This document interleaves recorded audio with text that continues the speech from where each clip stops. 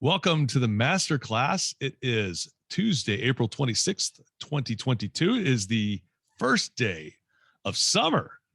And we're excited to have Shelby Wildgust talking about, and it should be Shelby Wildgust-Brandt. We've got options there, though. In any case, slowly making it over to Brandt. So you can porting it over. Shelby Brandt. It's Shelby Brandt. Shelby has, it's about coming up on 10 years since she started with us. There's some years that she was away from the company. She was a successful branch manager 2 times in the Northeast region. And after a couple of years, when she came available, it's a rare case where we didn't have a position available, but we really wanted Shelby. We want Shelby's perspective. We want her take.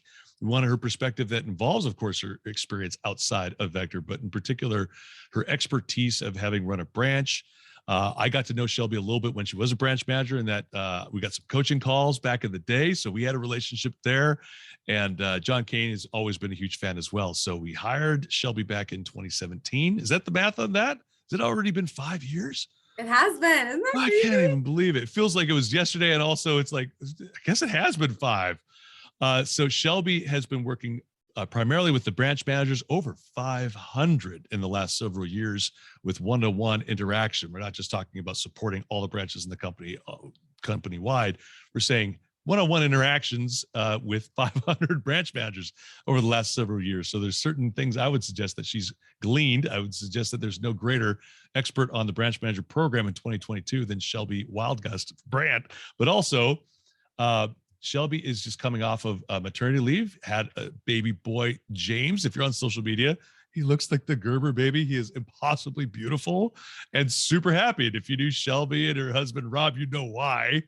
In any case, I'm excited that Shelby's been studying culture, not just the culture in our business, but culture outside. Oh, look at him with his little sunglasses. And he is beautiful. So studying and talking about culture. Today, we're calling it, we're going to talk about culture, regardless of what we've been calling it here. So I'll let Shelby get into the title here. We do have a worksheet available that we'll continue to post. If you're just joining us, we're talking about culture today with Shelby Wildgust-Brandt, and we will continue to post that link into the chat so you can download the worksheet for today. And we will have a survey at the very end. We'd love for you to be able to take that. If you're watching this later on YouTube, of course, we'll make that available in the show notes as well. So without further ado, Shelby Wildgust-Brandt, my friend. Hello. Hey. Thanks, guys. And, honestly, I'm excited that this is a small group because there's a lot of opportunity built into the message I'm giving you today for your voices to emerge. So because it's a small group, I ask that you participate and have fun with it. And honestly, when it comes to culture, there's really no wrong answers, in my opinion. So this is not like a test of knowledge. This is more so, let's just talk about the different areas of culture in our organization and how you can bring that to your team. Or if you already have a team, how you can bring it back to your team, or just, revitalize what you've been wanting to build. So I do actually have a title to my message today, which is called Cultural Infusion, How to Usher Your Team into the Heartbeat of Your Organization. So Trent has shared a link in the chat box, and that is a worksheet that if you want to pull up and kind of follow along, I'll tell you when we start talking about the worksheet, but you can definitely pull it up right now just to have available for you.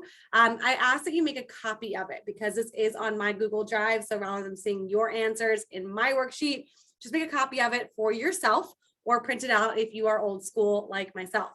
I'm going to share my screen tracks. I do have a PowerPoint just to keep us on task today.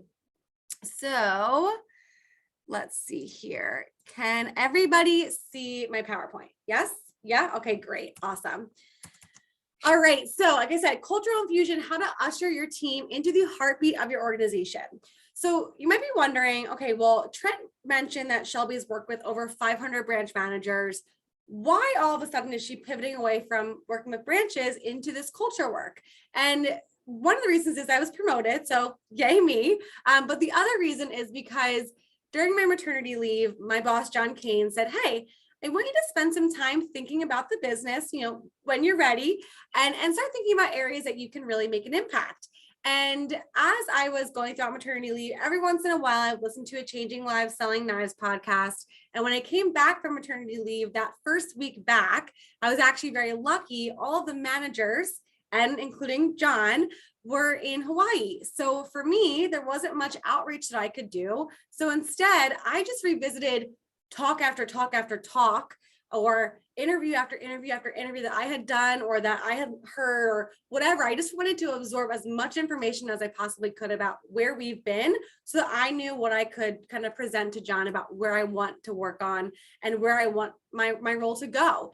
And through listening and diving into all of this stuff, I realized that there might be an area of opportunity.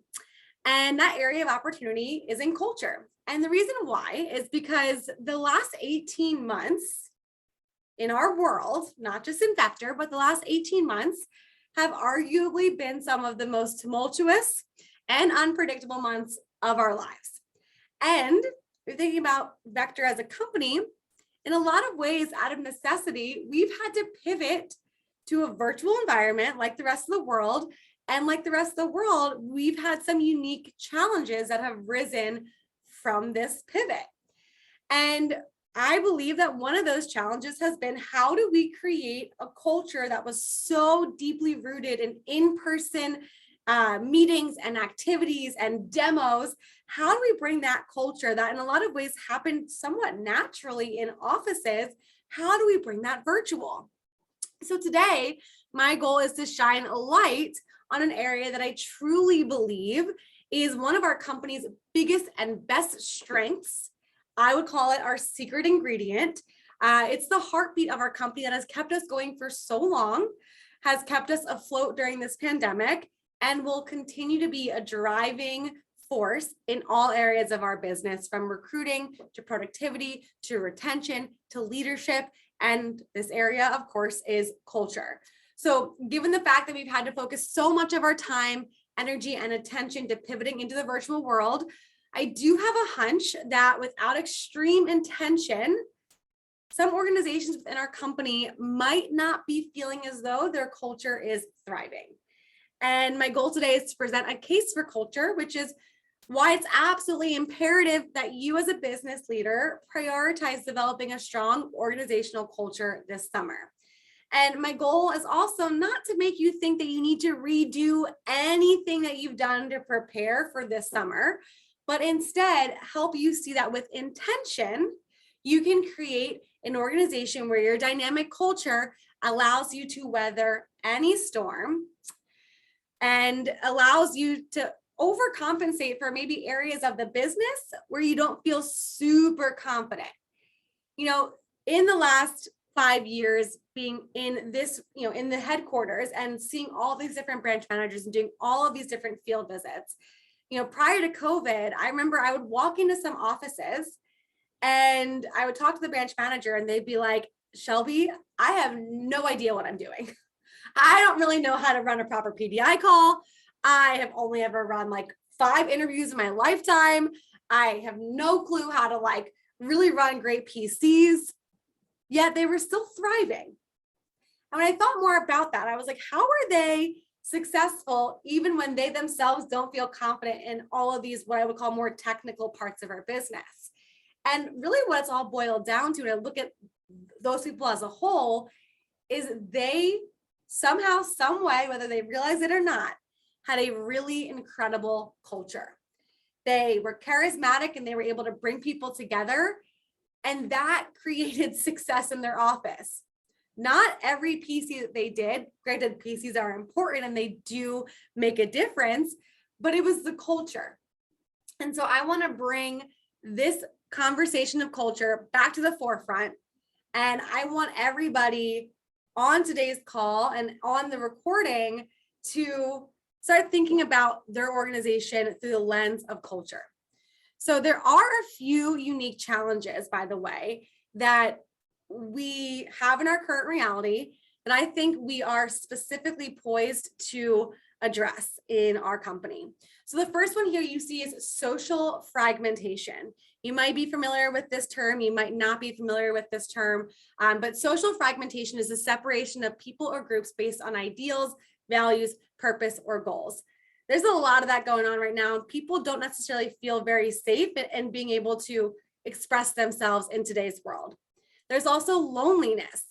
There's actually a national survey of loneliness that was conducted back in October of 2020, where 36% of respondents reported feeling lonely frequently or almost all of the time. And get this, 61% of those 36% were between 18 and 25. That's our target market.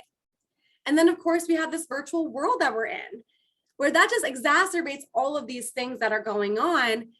And so, again, going back to what I shared in the beginning, intentionality is key when we're in a virtual environment.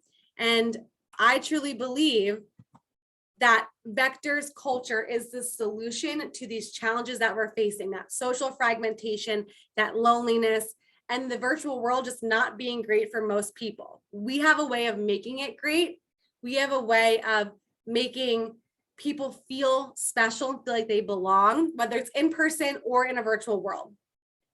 So as I was sharing earlier on, I really feel like our culture has always been our secret ingredient, and our culture has been built upon strong connections, empowering one another, and this beautiful sense of belonging. Strong connections help prevent social fragmentation, they help strengthen culture, and ultimately improve business results. If you do research in organizational culture, you will find that there are real numbers and data that show when you have a valuable culture, when you have a dynamic culture, people stick around longer. They show up more. They do better work because they feel there is something more keeping them there. In a way, a strong culture acts as a magnet for your people. And we have the ability to create an atmosphere where students feel like they truly belong, which is an antidote to loneliness. With intentionality, I believe any office, no matter what level of in-person versus virtual that they're doing, can take steps towards creating a great culture. So before we dive into the bulk of today's message, let's take a minute just to define culture. It's a huge buzzword in our company, but also in business in general. And sometimes we don't always take a minute to define what that is. And the definition of culture is simple. It is a collection of values, expectations, and practices that guide and inform actions of all the team members. I'll say that one more time. It is a collection of values, expectations, and practices that guide and inform the actions of all the team members. Here's the interesting thing about the definition of culture. It is neither good nor bad. It is a very neutral definition.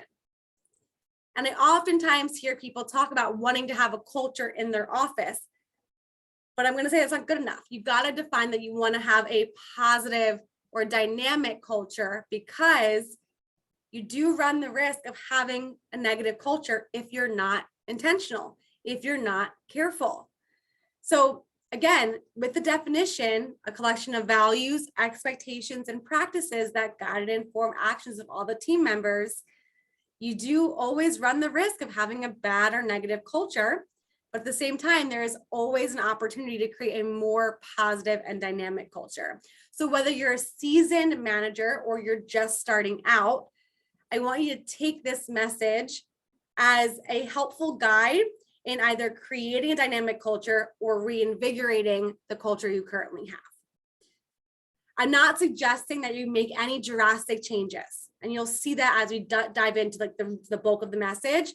What you're going to see is that with just small 2mm shifts, you will be able to make a massive change with your culture, because the truth is, the Vector weekly calendar, like all the events that we have going on in the Vector world, from the interview to training to PCs, PDI, team meetings, team night out, SLDMs, whatever, all of those things are designed to help you build a strong culture. But sometimes you just got to know how to make that happen within those programs. So again, I am not going to tell you that you need to change or shift anything crazy, but instead just becoming aware of where and how to incorporate these ingredients that we're about to dive into is going to help you make those small shifts that create a massive impact. All right, so without further ado, let's dive into the 9 ingredients of culture. Trent, if you could drop the worksheet in the chat one more time, just so everybody has it. You will see that this worksheet here has 9 different areas. We've got vision, we've got protection, we've got energy, fearless feedback, collisions, mission-driven, shared values, belonging cues, recognition. These are in no particular order, by the way. And again, if you're going to be utilizing this on your computer, please make a copy of this so that way you can add your own notes and not just from my blank copy here. So anyways, here's how this is going to work. This is going to be a very interactive workshop where your voices are going to emerge. And Trent and Sherry, I know both of you are on here. While you might not be managers in the field, I would still love to invite your voices to share as well. But what we're going to do is we're going to go over each ingredient. We're going to quickly talk about the definition. I might share a few things here and there, but then I'm going to turn it over to you. And I'm going to ask you to reflect on either an experience that you've had where you felt like the vision, for example, was painted for you really well. Or you might be able to think, okay, where in my weekly vector calendar can I infuse a little bit more vision for my people? Okay, so it's one of 2 questions, or you can just share thought about the particular ingredient. That first question is, where have I seen this done really well? Maybe in my own personal experience, or where in the weekly calendar can I infuse a little bit more of this ingredient? Really quickly, before we dive in, are the instructions clear here? Does anybody have any questions about what I'm asking of you? If you do, just use your hand icon. All right, I'm going to assume that that means everybody is clear on what we're going to be doing here. So let's dive in. That first ingredient that I want to talk about is vision, which is the bigger picture. The definition is what your organization desires to achieve in the long term. It signals to the individual that they are part of something bigger. So I want you to think about vision. Why is that so important to building a culture? Well, I truly believe that if you want to keep people around, they have got to be connected to something deeper. They've got to be connected to the bigger picture, because if you strip everything else away and you just look at the job for what it is, selling knives, most people, I would say 99% of people, do not stick with Vector because they genuinely love making phone calls, because they genuinely love dropping down. They stick with Vector because they see something bigger for themselves. They feel like they're on the right path. They know that if they do steps A through D, that they're going to get E and F. And it's either because their manager or somebody along the way helped them see that. So I'm curious, right now, I want you to utilize the little hand raising feature. I'm going to have your voices emerge. Where have you seen this work really well? Or what was a personal experience that you had where all of a sudden things clicked for you, where you saw the bigger picture? Or where in your weekly calendar can you infuse this a little bit more?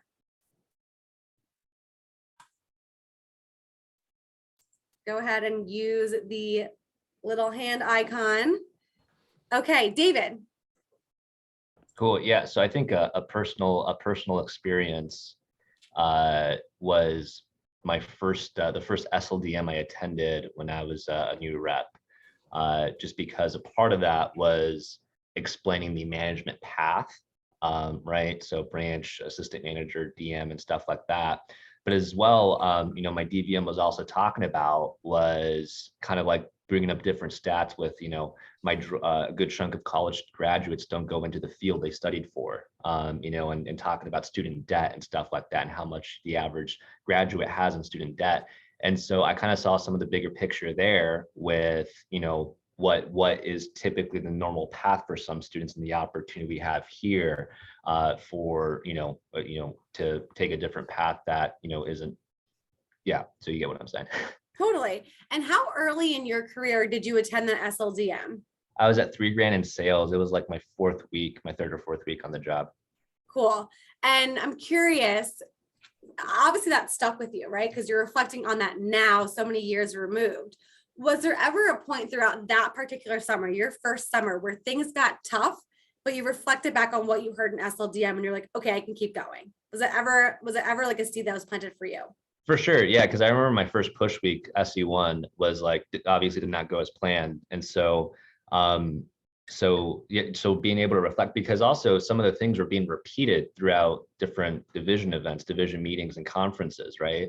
So just having some of those reminders happening really helped as well, being able to reflect back on, yeah, if I stick through it and I continue to do the right things, I can be on the right path. Totally. Cool. Thanks for sharing. Evan, I'd like to solve for question 2. please. So where can I implement this each week? I think that there's opportunity in almost every event that you do to implement sharing vision. And in our division, it's a practice, but I think about team meetings. That's why your team gets bigger over the summer. As you said, they're tied into something deeper, right? I think about, the first summer I was a Dom for Mark Bullard, and our goal each team meeting was repeated. And we built this huge, ridiculous team. That's one big event each week where that kind of ties your current team into the vision. I think about the interview. A lot of people want to be a part of something bigger than themselves. I think it's important that when you're recruiting, that you share your vision. There's a little section in our notes where we talk about going after our best summer ever. We talk about breaking records. We talk about the Arkansas takeover is kind of the theme that we're promoting this year. And then a big one too is training. So I would think those are the big 3. I think that training really ties in your new reps to, okay, this is what I'm a part of. This is what the team's going after, right? But I believe that there are other events, PCs, advanced training, where you can continue to beat that drum, but there should be no question on anybody's mind from the interview on what your organization is going after. And I think personally, I can make sure that all of our events, even the ones that I don't run, that vision is being shared. Yeah, for sure. And I appreciate you talking a lot about the one-to-many approach, right? In the interview and training and team meeting, the opportunities where you get to stand up as a manager, as a leader, and share, this is what we're going after. This is what we're building. Just you wait, buckle up, we're getting there. There are also many opportunities, and Sarah, I'm going to get to you in just a second here, but there are also many opportunities on a one-on-one basis to share the vision of what we're building and enroll people into that. At the same time, the vision of what you're building is super important, but what's as important, if not more important, it's the vision that you're helping your reps accomplish themselves as well. Because it is a symbiotic process of they want to feel like they're part of something bigger, but they also want to feel like they're accomplishing something bigger in their own life as well. So there is that approach of going from both angles. Sarah, what were you going to share? So I was just kind of thinking when I saw the vision, and the one that actually sticks out to me was actually last summer after my branch kind of closed down and I started selling, and I heard about the branch kicker to Maui, and I was like, that'd be cool to hit it, but I was like, no, not really. And then Phil kept going after, saying, helping me build my vision, why I should go after it. Just kind of seeing it's not only for me, it's I'm going to meet all these other people and have the experience. And, that's actually my first real push I had. Yeah, it's really cool that, you had a manager who was willing to challenge your thought of what's possible. I think that's a big part of Vector as well, is helping people see that there's something bigger than what they even think is possible too. Now, obviously, as everyone's sharing, it was pretty easy to think of examples of where vision was shared or how to incorporate vision into your weekly agenda. And by no means is this, rocket science, right? It's not something you've never heard before. But instead, again, I just want to remind you that vision is an extremely important key to building culture. And a lot of you mentioned personal experiences that you had that allowed you to build that vision bigger. I want you to think about, as you're beginning to recruit more people into your organization this summer, how can you help your people have experiences like you've had? How can you help your people have those same type of light bulb moments that many of you just described in this first section of the workshop here? I want to share a quick example that I thought was just a really cool little way to incorporate the bigger picture. And this might be something that you can just take and apply to your team meeting this coming week. So I was talking to Colin Patrick. Many of you might know who he is. He's down, I believe, in Southern Tide Division in the Southwest region, and he's crushing it. He's in Southern Rock. Southern Rock, thank you. He's crushing it right now. And so I asked him, I was like, hey, what are you doing? Like, what's working well? And he told me a bunch of whole things. But one of the things that he said that really stuck out to me that I loved was every single week in his team meeting, he has people share resume building experiences where he has people go around and say, this week, because of Vector, I was able to add this bullet point to my resume. And I thought, wow, what a simple approach that helps people regularly think of the bigger picture. And truthfully, we need people thinking of a bigger picture in order to increase retention, right? In order to help people get through those difficult times. And we know that the difficult times exist in Vector. We need them to connect themselves to something that's going to be able to pull them through the hard times. So to help somebody see how adversity could be a bullet point on a resume or a talking point in an interview, that's going to help create a positive connection to no sales or to crappy moments or to relatives not trusting, trusting the company or whatever common things happen that bring people out of the business. So just think about that from a vision perspective. Let's move on now to protection or standards and expectations. So when you're building a culture, it's extremely important to protect that culture in a lot of different ways. Protect it from people who might try to suck the fun out of it, suck the good out of it, protect it from people who are questioning it, and protect it just in a way of creating systems that help you stay on target and stay on track. So when it comes to protection, I really look at that as standards and expectations. And that also helps create a high performance culture. I think a lot about Brett Wiggins and Jeff Gamboa, who are really big on their team anchors, their division anchors. Those anchors would be examples of standards and expectations. So right now, I want you to think about your experience. Either where have you seen standards and expectations expressed really well, or where in your weekly calendar can you bring these up in a way that is very clear to your team how you're protecting your culture? Let's see some hands raised. Sherry. Yeah, I would just say sometimes as you're starting out at the beginning of a new campaign, maybe you're rebuilding your team a bit, or if you're a new manager, sometimes when you've got a small team, it's hard to protect your culture, and it can feel nerve-wracking to bring something up, or, if maybe something is, being on time and respecting everyone's time. And you have, one of your only high flyers that continues to show up late, and you've still got a small team. And so you're afraid to sort of have those conversations because you're like, well, I'm just building. I'll do it when it's bigger. And I think it's just important to remember that it starts when it's small. And so recognize what you want repeated in a public forum, and then have those one-on-one conversations, those hard conversations right from the start, because you're not going to be able to grow a big team and grow your culture if you don't have the buy-in right from the beginning. So it's easier actually when it's smaller to start it off and put your arms around everyone. And this is what it means to be a part of our organization. You know, when I think of Shayla, we're committed, we're coachable, and we're kind. And if someone isn't a part of those values, we have the one-on-one conversation right from the start, whether I've got 4 people or 40 people at my team meeting. Yeah, absolutely. Thanks so much, Sherry, for sharing that. And also a lot of what you mentioned too has a lot to do with fearless feedback, which we'll get to in just a second here. But what I hope you will all see is that they all of these ingredients, they kind of work well together. They amplify each other.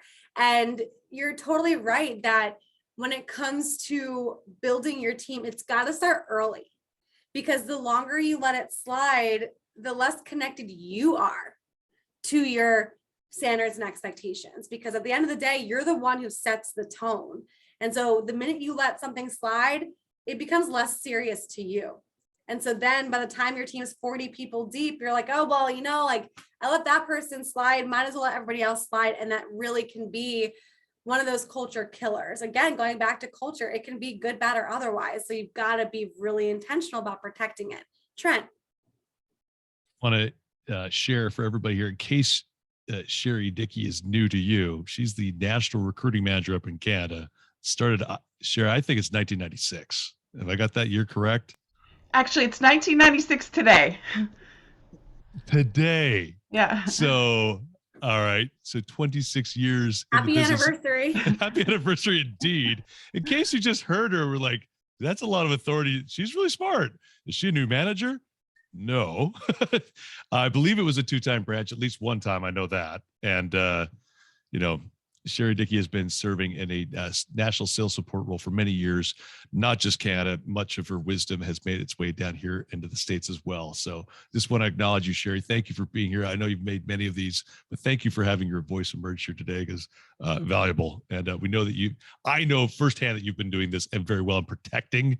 You've been on that wall for us for many years. So thank you for your service. All right, back to you, Shelby. Thanks, Trent. And yes, Sherry, it's great to have you here. I'm really happy that you're here and that your voice is emerging. So back to that standards and expectations. What I want you all to think about again right now is, where have you seen this done really well, or where can it be incorporated into your weekly calendar? Because here's an important aspect of standards and expectations. And Sherry mentioned this already, it cannot just be a one-time conversation. It cannot just be a one-time thing. It does have to be shared over and over again. And here's one of the bigger things that I find a lot of new managers sometimes struggle with is they want to have high standards and expectations, but either one, they've never actually taken time to define what those are, or two, they know what they are, but they've never actually expressed them to other people. And first off, you got to take step number one. You have to ask yourself, hey, what am I willing to tolerate in my organization? And what are the standards that I want people to rise to in order to be where we want to be, right? It's not necessarily where you are right now, it's where you want to be. And then the second thing is, am I very clear with what those are? Because at the end of the day, you cannot hold anybody accountable to something that they don't know they're being held accountable to. So I want you, as we're letting other voices emerge here, I want you also to look at that third column on the worksheet, that confidence level column. Rate yourself right now. How confident are you in your standards and expectations, and also sharing them and holding people accountable to them? There's 3 layers to that. How confident are you in your own? How confident are you in being able to express them and share them? And then how confident are you in being able to hold people accountable to them? Does anybody else want to share either a great experience they've had where maybe their DVM or their DM or they themselves were able to protect their culture through standards and expectations, or an area where during the week you can share it with people?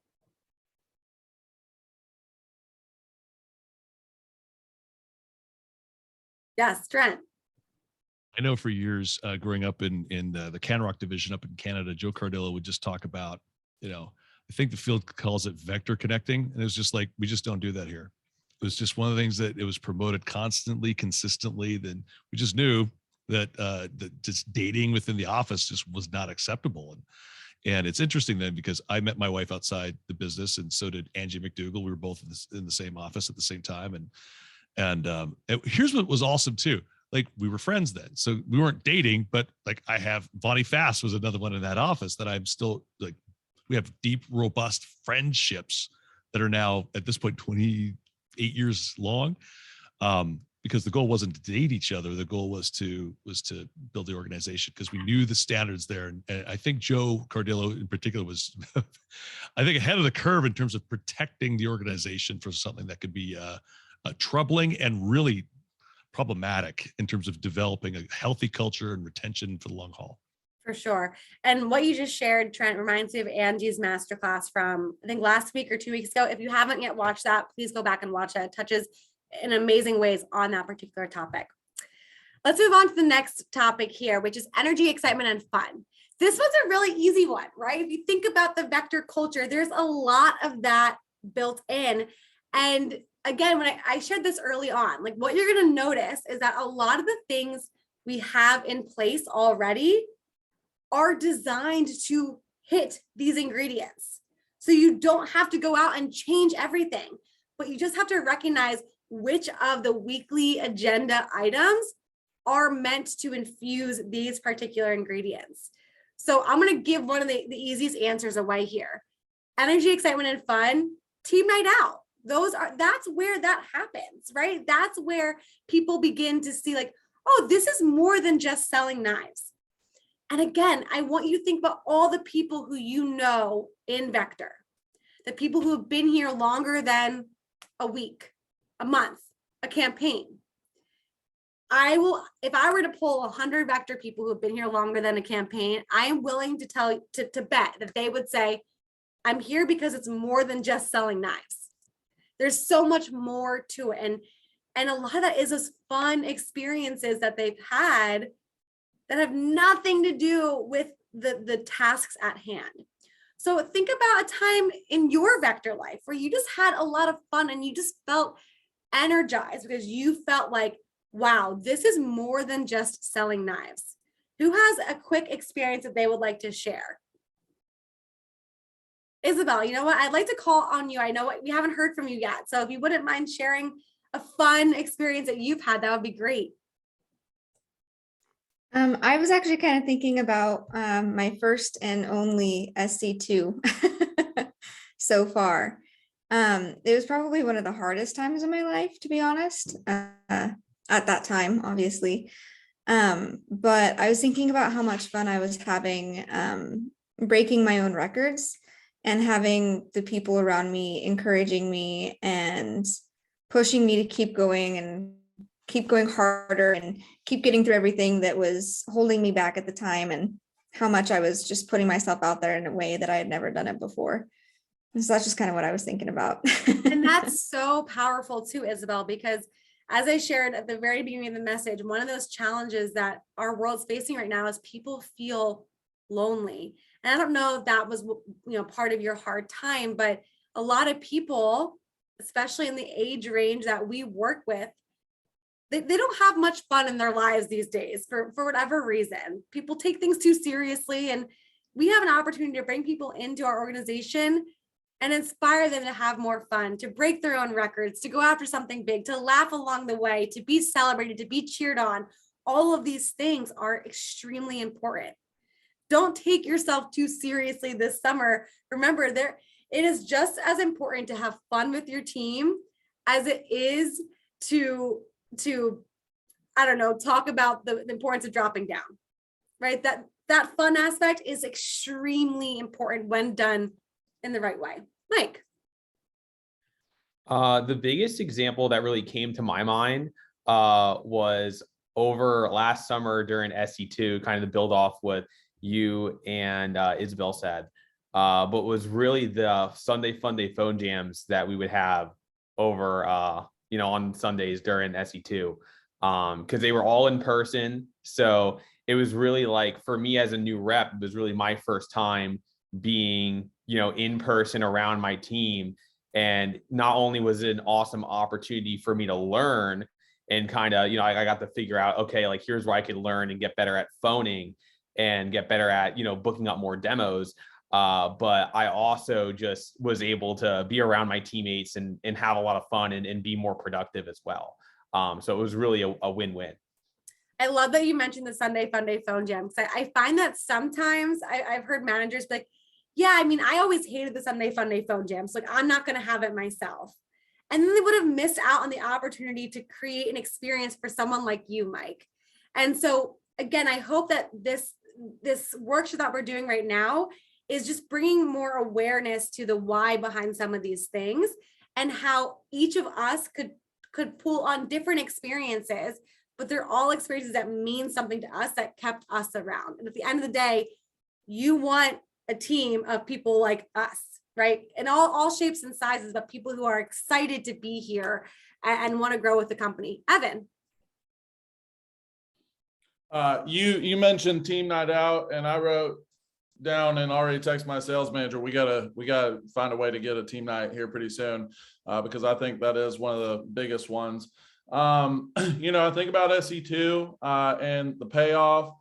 Even as managers, we have several payoffs. Like I remember after my first branch I ran, winning our divisional cruise that we used to do, and I would just stay on the boat like in the middle of the ocean. I was like, it was all worth it, right? So like at every level there is. The one thing that I would ask, with our division, we're kind of going hybrid, right? I mean, we've been virtual for a long time, and we're adding some more in-person stuff, mainly with staff. I've been able to work with our staff whenever we're making calls together. I've found it really helpful to work on Zoom with them versus, just send them off and work alone. And I think that there's been opportunity to, just kind of have, just chit chat and stuff like that. I've also found that in interviews and training, especially, that the more like effort, and sometimes it has to be a little extra, right? But in being animated and being energetic, I think that with the virtual world especially, you do have to put a little bit more emphasis and intention in just, because your presence isn't like literally felt like it was in office. I'm wondering if you have any other tips, in the virtual setting, to infuse some more energy, excitement, and fun? That's a really great question, Evan. And I'd be curious if anybody else here has an experience that was on virtual that was really fun. And it's okay if you don't, because you're right, it's a challenge that we're facing. But does anybody have a story they'd like to share where like something happened in the virtual world where you're like, oh, that was really fun, I'm glad that we did that? Sherry.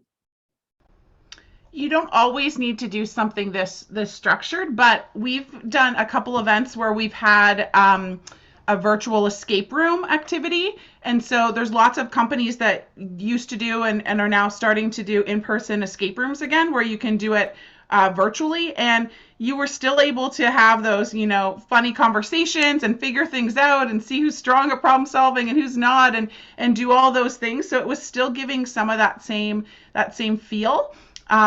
So look for those type of sort of more structured activities, but you can incorporate a lot of, just like you were saying, Evan, on Zoom, bringing the team together. So I host 2 recruiting hours on Tuesdays, where just managers all come together and are booking PRs and responding to Social Jumpstart. And so whether this is with your reps and you're booking demos, or whether it's with other people in your division, and then we've got music playing, we're doing high-fiving, we're just, doing things to build that culture. And no one likes doing things by themselves. And so, I can see the energy's draining. I'm like, okay, everyone has to get up and do a jumping jack before your next call. And so there's ways that you can do it without, a big structured thing too. So you can have both.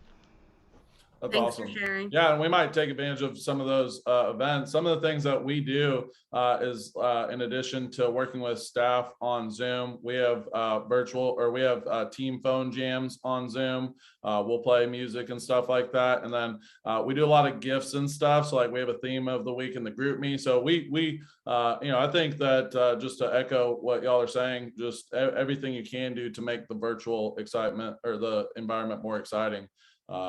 Totally. It's really good. And what's also important, you mentioned you're going back hybrid. I know some of you are in territories where like the hybrid approach doesn't really work out for your territory. I'm thinking like, Intermountain, you've got such big territories where it's probably not necessarily feasible. for those that are doing a hybrid approach, don't forget the things that worked really well prior to COVID. You know, Evan, you mentioned, I just texted my team saying we gotta get a team night. Like, yeah, you do. Like if you have the luxury of having a territory that you can get together, you got to get together. I mean, of course, those who might not feel comfortable, but I think in most cases, I can say safely that we've moved on, hopefully, and getting people together is so powerful. You know, don't that saying, it works so well, we stop doing it. Like, team nights have so much value. Sarah, I'd love to hear what you think about the virtual fun aspect. So I started right in the midst of COVID shutting everything down. So that's only my experience, but we were still doing team night out and like after team meeting over Zoom. And so we found a lot of different games. We for some reason really like Among Us and like killing people. Like for some reason that's fun. A game. Yeah, it sounds like fun. Yeah, like Scribbio, just different games on Zoom where you can interact and like not work, but be around people. So that's something that I've liked. Yeah. And fortunately, you guys, like, we've been in this long enough that there are companies who have been built during this time specifically to solve the problem, Evan, that you're describing.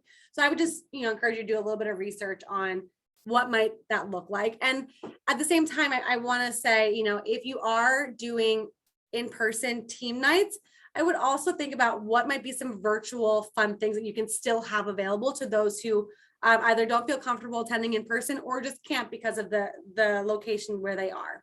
Just think about those things. Okay, let's move on here for the sake of time. I know we have a lot of good stuff that we're going through and sharing. Real quick. Oh, go ahead. Just need to point out for everybody here, one of the things that Shelby just did, and it is virtual, obviously, right? It would be very easy to miss what she did. Evan asked this very specific question and even asked Shelby specifically, like, hey, what else could we do here? What did Shelby do?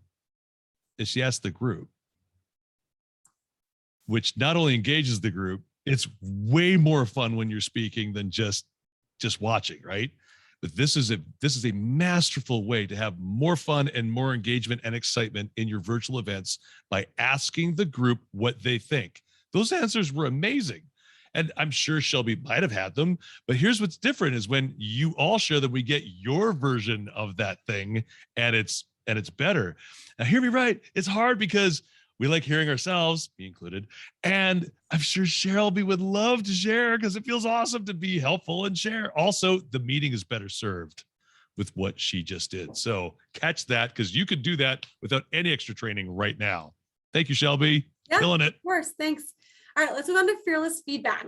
So this is really the first one that you're going to see kind of has a lot of tie-in to another ingredient, which is that protection and standards and expectations. And when Sherry shared her take on standards and expectations, she talked a lot about that fearless feedback, being able to kind of pull someone aside and say, hey, that's not how we operate here. Like when we say we show up on time, we mean we show up on time. And as much as I value the work that you've brought to the team, I also really value the culture that we're building on the team. And we've got to get on the same page here. So, can you commit to showing up on time, right? Being able to give that feedback to your people. Now, I have that confidence level section on that worksheet.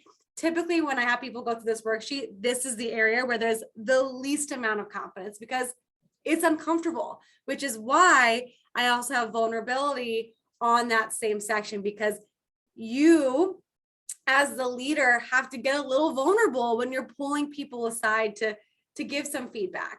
And that's why I say fearless feedback, because I don't want you to be afraid of giving this feedback. Because at the end of the day, you are the one driving your ship, right? And if someone's trying to steer you off path, you've gotta reel them in. And there's enough people out there in your territory that if they are not willing to accept the feedback or at least work with you on it, find somebody else. That's the truth. You've got to protect your culture, and you have to be able to create the opportunity for feedback. At the same time, feedback goes both ways, right? So as a leader, are you also creating opportunities and creating a safe space where your people can come to you and give feedback? So I'm curious, either have you ever had your leaders come to you for feedback or have had and maybe you don't want to share this, you don't have to. Have you ever had an experience where someone had to give you some feedback that maybe it hurt to hear at first, but you were able to take it like a champ? Or easy question, where in your vector agenda on a weekly basis can you create opportunities for fearless feedback? Evan. I'll give you a like kind of a cheat code to if this is uncomfortable for you. This works for me. Is, hey, can I be the tough coach for just a minute? Because you know, that they give you permission, green light to, because I mean, a lot of times, especially with like your AMs or your staff, that's where you're gonna have to have a lot of these conversations. If someone like didn't show up right or didn't show up or something like that. I've had both happen this last campaign, and I've had to have conversations. But afterwards, you know, usually the feeling that you're getting from the person is, hey, thank you for being the tough coach, you know, because they know I don't like to get on to them. I tell them it's like my least favorite thing to do, but it's my part of my job. And hey, yesterday, you know, not showing up correct, like that can't happen. And another thing I would say is just, you know, reminding them about how important they are. You know, so you give them the sandwich, right? So it's like, hey, you love on them, and then, hey, I got to hit you with the tough coach, and then, hey, you're important, you're awesome. That's why we're having this talk, and your role this summer, especially, is going to be really big. You know, so those would be just a few examples of some conversations I've had this campaign. And you know what, Evan, I'm willing to bet that in those conversations, there's a whole new layer of trust that's built between you and your people, because they know that you've got their back. And actually there's a really awesome masterclass. Jeff Gamboa's masterclass. He does a phenomenal role play on kind of exactly what Evan just shared. Evan did a great job too. If you want to dive a little deeper, have a whole masterclass about it, go watch Jeff Gamboa's masterclass. It's about, and people want to be sharpened. Like if you're a leader and you're not sharpening your people, then, you know, they're going to look for somebody somewhere that does grow them. Also, I want everyone to think, you know, very quickly about a high school teacher that you had. I'm willing to bet your favorite high school teacher is not the one that let you get away with all the BS in class. It was probably the one that challenged you to think differently, to do more with who you are as a person. You get to be that for other people. Isabel, you had your hand raised. I did. I don't know why I went down, but that's okay. Can I actually share something? Please. Just a real quick example of when feedback was not passed back and forth. Sure. So I have gone through 2 managers now. My original one, I'm not going to name any names, obviously, but he did not give the feedback that I needed to have. And as his assistant manager, I did not give him the feedback that he needed to have either. So we ended up both losing each other to whatever we were doing. And we weren't showing up to things that we were supposed to. We were not showing people we weren't promoting the behavior that we wanted to see. So how could we continue to build the team if we weren't going to do that? And neither of us were giving feedback back and forth. So that's on both of us. But it's something that is extremely important because of that, because that office is no longer there. Very obviously, we can see why. And that's just one of the things. But thanks for sharing, Isabel, because you're totally right. Like it goes both ways. And if you want to create a dynamic culture where people trust each other and they want to grow together, feedback is a very important piece of that puzzle. Mike, and then we're going to move on. Awesome. So one of the things that really helped me, like when I got constructive criticism or I had like a goal I really wanted to reach, and I needed help reaching that, was just having an accountability buddy. That was one of the things that, you know, Paige put in as like my manager, and was like, just have somebody in the office that you can go to, you know, help you kind of make sure you're staying on track, or like, you know, you're on track to hit your goals, you know, inside or outside of Vector. So that was one of the things that really helped me, you know, kind of take it in like a good way of like, here's how I'm going to improve, and, you know, knowing I had somebody to go to for that as well. For sure. And you actually teed it up perfectly. Trent, I'll give you 10 seconds, then we got to move on. Anytime people are involved, there's going to be conflict at some point. So what I love about this point, please do take this to heart. We need to find ways to get and receive feedback. So I've never regretted humbling myself and taking feedback. Shelby's had to bring stuff to me. And what's interesting, Shelby suggested, hey, when you worked through that, you probably trusted each other a little bit more. And I think that was our experience as well. So to encourage you, difficult feedback, try to bring it as kindly and gently as you can, but also receiving it as gracefully as you can. 10 seconds. Thanks. So what Mike shared is a great segue into the next ingredient here. And I actually just realized that we didn't touch on where in the Vector agenda on a weekly basis you can create opportunities for feedback. I would say your key staff meeting is a great place for you to get feedback from your people. Don't undervalue the question of, hey, how can I support you better? Or, hey, is there any blind spot that I'm not seeing right now? Asking those questions of your key staff members can be extremely valuable. All right, moving on. Collisions and proximity. So this is one that when I share this, not many people really know what it is at first glance. So collisions are those serendipitous interactions that you have with someone in person in a lot of ways. If you're like, happen to sit next to them, at training or at a team meeting or at a conference. But Mike, the way that you teed this up perfectly is that Paige actually manufactured collisions for you by introducing you to accountability buddies. So here's one of the ingredients that I think, again, if not intentional, is entirely missing in the virtual world. And that is those collisions. It's those opportunities for your team to develop relationships with each other. You have so many opportunities throughout the week to develop individual relationships with your people through PDI, PCs, interview, all of that. But what doesn't necessarily exist in a virtual world, unless you are intentional about it, is those relationships building between your team members. And why this is so important is I'll share a quick little story that happened to me personally. Back when I first started in 2012, I remember I was gearing up for SC2 and I was making my goals. And I think I came up with a goal of like a 12 or a 15K push.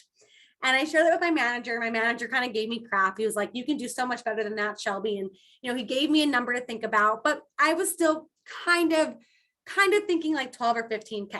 It wasn't until I'd overheard some of my friends in the office say, yeah, I'm going after 20K, that it clicked in my head like, oh, if they're doing it, well, I better get on board. Like I'm going to do it too. And that only happened because of that collision. So do you see there's so much value in creating opportunities for your team to develop relationships with one another? And of course, it's much easier to do in person, but there are also ways, like Mike just shared, to do it virtually. I'm curious, outside of developing accountability buddies, what might be another way to manufacture collisions virtually? I can share a story. Please. This was summer of 2020, and I was interacting more so with the other branches and districts within the division. And so what had happened is I basically opened up my Zoom room after day 2 of training for us to just do PDI together after training, after day 2 in the afternoon. And it kind of started off with me and just my branches, and they would like watch me do PDI, that whole thing. And eventually some more people in the division started hopping on to it. And eventually it was just us hanging out, talking. And whenever we needed to take a call, we would just take the call. Right. A lot of that serendipity happened, just offhand conversations. It was really informal. And at some point, like we got in like an argument about like, hey, who can get more people onto the Zoom? And like we had this competition. And so then we got like the whole like CSP events team onto our Zoom. And then like we just got this whole thing, and we ended up having like so many people on there just out of nowhere. So that's a story I can tell, and we had a ton of fun with that. So there is another way of having fun, Evan. You just heard David share what he did to have fun with his people. So again, you're seeing that these ingredients can help amplify each other, but thanks so much for sharing. Anybody else have an idea of where another collision can be manufactured in the virtual world? Sarah? Yeah, so I was thinking like field training, setting up field training and having different reps interact with each other. And then during our training, what we've started doing is we go into breakout rooms quite frequently and having different trainees interact and share goals and just role play and do that quite frequently, as well as we're doing that in team meeting. Good. So breakout rooms and field training, you are totally on target right there. Here's another idea that I heard someone share about kind of really intentionally manufacturing collisions in the sense that, let's say you have a new training group and there's somebody in that group who just totally reminds you of your IM, or you just know, like based on the better to know you sheet, if you guys still even do that, like you just know that this person would relate really well to this person. Putting them in a 3-way group chat and say, hey, Trent, I just want to introduce you to Mike. I don't know what it is about the two of you, but I just feel like you guys would totally vibe. And I would love for you to grab a call together. And maybe, you know, if Trent's my IM, I prep Trent ahead of time. Like, hey, Trent, Mike's a total rock star. I think he can do a 10K fast start. Can you just jump on the phone with him, chat with him, talk to him about hockey? He loves hockey. You love hockey. And then when it, you know, feels appropriate, can you just drop this seed about a 10K fast start? And that right there, that has the ability to build trust, not just between you and your reps, but between your reps and your IMs, your reps and one another. And it just creates this environment of wanting to get to know each other. So again, thinking about the importance and the power of collisions. You've got to be intentional about this stuff, but it's not hard to do. Once you're aware that it really creates positivity, you can do it well. Now, one little asterisk when it comes to collisions and proximity. This kind of goes back to standards and expectations, and it goes back to fearless feedback. One of the reasons why it is so imperative that you protect your culture and that you pull people aside who might be considered bad apples and have a conversation with them is because if you begin manufacturing collisions or creating opportunities for collisions to happen and you have a bad apple, well, guess what happens? That bad apple has the ability to sour the rest of the patch. So I think about, for example, I had heard a story, I forget whether it was from a branch or a district, but they lost like 5 of their people in like 1 week's time, like 5 top people. And we come to find out that those 5 people had driven to a conference together. And one of the 5 had just gotten a job somewhere else that, quote unquote, on paper looked better. And guess what happened? That person recruited all 5 people to that job.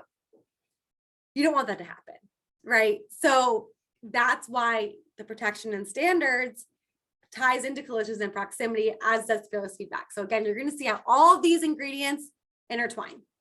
Let's move on to mission driven. So I've kind of gone back and forth with the idea of a mission and how this applies. So, you know, everyone has their own mission statement. You've heard of the term mission statement before. I'm actually going to challenge that. And I'm going to share that I believe in this case, mission is just, what are you accomplishing? Like, what are you running towards? It can be a mission for the day. It can be a mission for the week. It could be a mission for a campaign. But I think it's really important that you are clear on what that short-term focus is. It ties into your vision, right? But it's like, this is what we're doing. So I'll give you my personal example. I have a vision of everybody in our company having a dynamic culture that retains and recruits top talent, and we just have an explosive year of development and sales. That's my vision. My mission right now is to bring the conversation of culture back to the front seat. So do you see the difference in the two? One's very big, it's longer term, there's a lot of moving parts. My mission is very straightforward. This is what I'm doing. So I think about a branch who I had a conversation with last summer, who we had a call on Monday. And as you all know, the week closes out on Mondays. And he's really ticked off. And so I'm like, what's going on? He's like, Shelby, my team is at $9,400 in sales and nobody's doing anything. My goal is 10K. They just don't do anything. And I'm like, okay, all right. Does your team know that your goal is 10K? He's like, no. Does your team know that you're at $9,400 in sales? He's like, no. I'm like, well, then how can you possibly be upset with your team for not showing up on the last day to drive towards 10K when you're only $600 away? So where he was making the mistake was not sharing the mission with his team, because the truth is you will have people on your team who don't hand a single order in all week, but when they know they get to be the closer, they're going to show up. They're going to do what they can to get a veggie peeler order in to get you towards 10K. And they're going to ride high on that the rest of the week, not handle a single order. And then they're going to text you Monday morning. All right, where are we, coach? How can I jump in now? So it's really important that you're constantly sharing the mission. So where can you share a mission like that on a weekly basis with your team?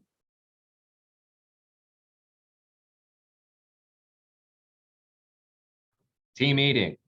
Team meeting. Yeah, 100%. Where else? Group me. Group me. Yep. Here's an idea for your group me. If you know that you're going after 10K for the week, change the title of your group me to a countdown. So we are 8,000 away from 10K, 4,500 away from 10K, $67 away from 10K. Change that so it's in their face constantly. Where else? PDI. PDI. Where else? PCs, every conversation you have, team night out, it doesn't matter. The point is when you have a mission and you're clear with it and you share it with your people, you get buy-in, you get people to rally around, you get people to run towards something. It cannot just be something that you keep to yourself. Your personal mission statement, sure. But if you are on a mission, you got to share with the people who are going to help you make it happen. All right, let's move on here. Shared values. Shared values, I kind of draw a line to protection and standards and expectations.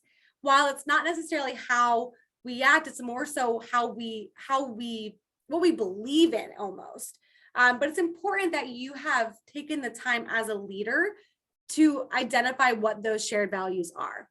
I would go a step further and have a conversation with your key staff about, hey, what should our office shared values be? But if you don't have a key staff, you can at least start with, hey, what are my shared values? And here's the really important part. As a leader, you really have to be the one who signs off on the shared values. It might be the case that somebody in your key staff makes a really compelling argument for gratitude as a shared value. But if that's just not something that you practice on a daily basis and you don't feel the need to, then that cannot be one of your office shared values, because you as a leader have to be the person to embody those. So what you're now to think about an experience or a time or an area in your agenda where you can share your team values, or you have heard your DVM or your DM share values, and it really helped you kind of understand what was going on in your organization. Anyone have an experience or an opportunity to share values? So it's similar to the mission where the values can be shared kind of anytime. Oh, I would say often. And I would say in your interview is a really good place to get comfortable sharing your values, because it's important that if you're going to be letting people onto your team, you're going to be accepting people and being excited about them, that they know what those values are and they can verbalize to you, yeah, I abide by those values: integrity, respect, whatever the values are. And I would also encourage you to think about values that are, I don't want to say generic, but ones that people can get behind, right? Not so specific that you're going to alienate, 50% of the population, but values that are easy to get behind. Any thoughts, Trent? Did you want to share anything about values? Once you've identified some of your favorite values, and I love the word that you use, they're generic enough. I think that does fit here. We'll make them inclusive enough, if you will. And you can post them even in your office. This is a great way to be able to do it. It's just have the single words that are right up there. Some people add them to their like email signature or whatever. You probably want to have enough that we can kind of expand to a wider brand, right? A wider band, I should say, but not so many. Like if you've got a dozen, that's gonna be hard to remember, right? So I would recommend probably that sweet spot is like 3 to 4, right? Yeah, I'd say 3 8, to 4, right? Maybe yeah. 6, right? So 6 even gets, I think, a bit too many. So 3 or 4, growing up in my house, it was dignity and respect, trust and love. That was what I heard all the time, and they hammered it all the time. And then it became cliche, and then we could say it, and then we believed it, and then we would find opportunities to expound upon or and in terms of, I know it's coming, recognition. When you see those shared values exemplified in the team and be able to hit them, that is then it's promoted, and then it can be repeated afterwards. So For sure. And I love, Trent, that you mentioned having them around, like physically around, as a constant reminder. If you walk into Google, if you walk into, I'm trying to think of other, Johnson & Johnson company. I read a book recently where it talked about Johnson & Johnson, and they have this thing called the Credo, which is a long declaration of their shared values. And they had this whole big situation happen back in the 80s with Tylenol and having to recall Tylenol, which was $1 billion recall essentially for the company. But it was an easy decision to do because of their credo. So their credo kind of acted like a compass in a way of like pointing north. So when you have your values, it helps keep people on track. And values can also be looked at as anchors, the same way that standards and expectations can also be looked at as anchors. And it helps you keep your team in alignment. And that's really what you want, is that you and your team are working towards something together, and you're acting, I don't want to say you're acting the same, because we want that diversity, but you have this same belief in how you're supposed to act with integrity, respect, love, whatever your values are. All right, the last two here, and then we're going to wrap up. So belonging cues. This is another one like collisions, where when I share it, people aren't super aware of what they are. But I'd be willing to bet that many of you naturally already do belonging cues in interactions that you have. Belonging cues are those nonverbal cues that signal to somebody that you're listening, that you're paying attention, that they belong, essentially. And so it's a little harder to do virtually, but things like eye contact, things like leaning in, things like nodding your head along with somebody, things like being present, not touching your phone, not having other screens open up while you're talking to people. If you're in person, things like there's physical touch that's incorporated here. Of course, appropriate physical touch, right? Handshakes or shoulder touches. You know, there's things that you can learn about from that angle. But belonging cues are just those small, subtle movements or body changes that signal to somebody else that you're safe here and you belong. And there's a really, really fabulous TED Talk that Angie mentioned on the Masterclass last week about belonging. Brene Brown does the TED Talk. You can just search Brene Brown belonging TED Talk, you'll find it. But she talks about how the opposite of belonging is fitting in. And I bring this up because we as a company, I think that one of the strongest parts about us as a company is our diversity, in the sense that we are a place where anybody, no matter their background, no matter their how they are, whether they be classified as nerdy or jockey or popular or whatever, they can come here and they can exceed here and they can make friends here and they can feel like they belong here. And so we as a company want to embody the ability to make people feel like they belong. So belonging cues are one aspect of that, as are a lot of things we've already talked about. So it's not like we need people to change who they are in order to be part of Vector. Instead, we as the leaders need to signal to them that they belong here no matter what.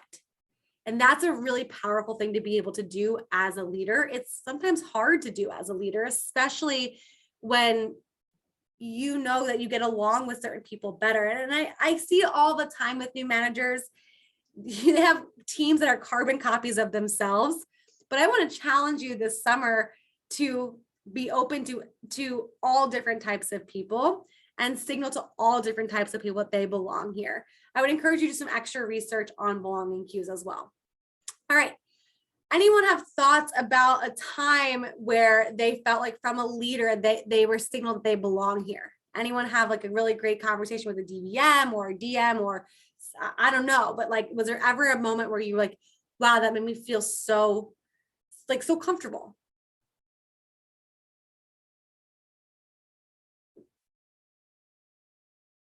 I heard a story one time that Rich Plaskett, former division manager, took a piece of gum. He was going to take a stick of gum and he tore it in half and gave it to his assistant manager at the time, who happened to be John Vroman.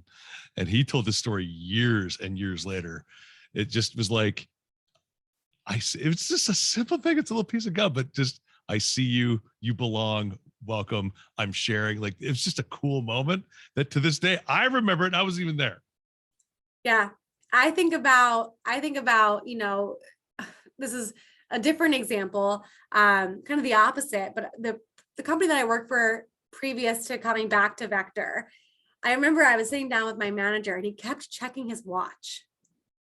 And that made me feel so uncomfortable because it made me feel like my words did not have the weight that I wanted them to, because I was quote unquote wasting his time. Now, he didn't say that, but the act of checking his watch made me feel that way. So that's kind of the opposite effect of not being cognizant of how your actions make you feel. Sarah. So it was kind of like the parking lot conversations I had with one of the other managers in our division. And it was just everyone was really busy and 1,000 things going on, and everyone was gone. And we were walking out because I was locking up the office. And then I don't even remember what we were talking about, just the fact that he stayed that extra 10 minutes to talk to me before we left. Just made me feel like I was belonging and was needed around. Yeah, and I think, here's a helpful exercise as we begin to wrap up here. Think about all of the moments where somebody in your life in Vector made you feel like you belong. Write them down and then challenge yourself to kind of pass those on to your team. Ask yourself, how can I make this person feel like they belong today? It's a really great activity to get into, because you might find that you spend those extra 10 minutes with a rep who maybe just naturally you don't connect with, but because you spent those extra 10 minutes, now you've gotten to know them a little bit better. And you're like, wow, this person's actually really cool. Or maybe you don't think they're really cool, but you're like, wow, this person adds a lot of value. Like this person has a lot of depth. Everybody has a lot of depth. You just have to spend the extra time to get there, right? So just think about that. Thank you guys for sharing. All right, let's wrap up with recognition.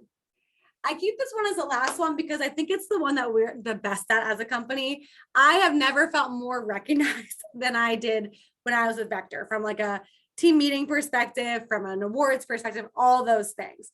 At the same time, I mentioned this quote earlier, it works so well, we stopped doing it. I think sometimes people forget that there's more to recognition than just filling space and time. There's actually a purpose behind recognizing one another, and not just for not just for results, but also for actions. Trent had mentioned, knowing your shared values and then being able to recognize people for those shared values. I forgot what company it was, but in one of the books I'm reading, they talk about how they have their shared values and then they have awards. Actually, it was on Dan Cassetto's most recent podcast episode with the founder or the CEO of Meetup. He talks about how they went through this whole cultural transformation. They got really clear on their values. And now they have awards that are related to each value. And every single quarter, they give out a integrity person of the quarter award or a whatever their values are. So there's more to recognition than just the sales report and just, conferences. Anybody want to share an experience or a time where they felt really recognized, whether it was for your sales report or not, but maybe this was the first time that you ever felt recognized prior to Vector? Anyone want to share an experience? David, I'm going to call on you. I was about to volunteer, just so you know. I think about my first team meeting. So I had my first promotion my first weekend, and because of this is how I do recognition in my team meetings. Is my manager had called me to the front of the room in front of the entire team. So I'm standing next to him in front of the entire team. He's just like, basically, right. And he did this for everybody that he was recognizing, but just like, basically, recognize him, like, first weekend, first promo, and all that stuff in front of the entire group. And I think that went along with some of the belonging cues as well, and so so that was really huge. And so my experience doing that with the manager, it's kind of funny to see some reps kind of shy to walk up, watching them blushing as like I'm recognizing them in front of everybody. And then, and sometimes getting the text or something after the event, just with how much that meant for them and stuff like that too. So yeah, that's the story I have. Yeah, you never know how much it can really mean to somebody. Like really, truly. Trent. I definitely hear Isabel before we run out of time, but briefly, anytime we can make recognition specific is way better than "you're awesome" or "way to great job." Those are nice things to say. They're much more meaningful when they're very specific. So even think about this call here. I'm not trying to draw attention to me, but like when Shelby did something awesome, dude, I wrote it down in my journal. I was like, that is so great. There's also a teaching moment, right, when it comes to recognition, because it does actually, in this case, it's promoting shared values. Hey, Shelby made the spotlight on everybody else, not her. Wow. When we promote that, it just instills culture. You start seeing where these all touch each other here, right? Thank you, Shelby, for being a great example of this. And I'll pass it over to Isabel.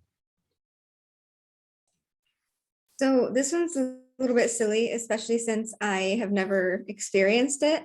But one of the first things I noticed when I first went to the division office for the first time was all over one of the walls are these big checks that are about this big.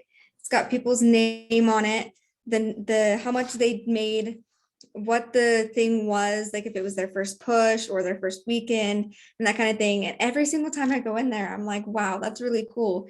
Because I see what everybody else has done, names that I don't even know anymore or I never knew. And then wishing that I could have been part of that. Like just seeing the things that were done before and wishing that I could have been part of that at that time, but also knowing that I kind of still can be, just not in the same way. That's just one of the things that inspires me. Yeah, I'm so glad that you brought that up, and we'll wrap up here in 2 minutes. But I just want to recognize something, Isabel, that those big checks were such a big part of our Vector culture prior to COVID. And I actually wonder how we can bring them back. Maybe we mail checks to people and we have them take a selfie and share them, and then we can make a collage on a team meeting. But those big checks, like I remember back in 2012, my manager would be like, I can't wait to present you with your big check. And so that is something that I really believe it does have a huge impact. So maybe noodle on the idea of how could we recreate that virtually, because it is something that's super powerful. Everyone, I just shared in the chat box here the feedback form. I ask that you please take 5 minutes to fill it out. I'm going to choose one person randomly to send the book, The Culture Code, to. And I just finished the book. It is fabulous. You're going to read it and it's going to melt your face. It's amazing. So please click that link right now. Just click it so that the screen's up on your screen. Go take the survey. I really appreciate everyone's time today. Thank you so much for such a robust conversation. And Trent, thank you for having me here today. It was absolutely outstanding. Wow. I mean, 90 minutes straight of pure culture, drinking from the fire hose of awesome. Thank you, Shelby. We appreciate you. This will be up on YouTube very soon, everybody. Please do fill out that feedback form. There's added value in just completing the form for you as well as for us. So thank you again, Shelby. Have an awesome summer, friends. First day of summer 2022. Woo! Bye, everybody. Thank you.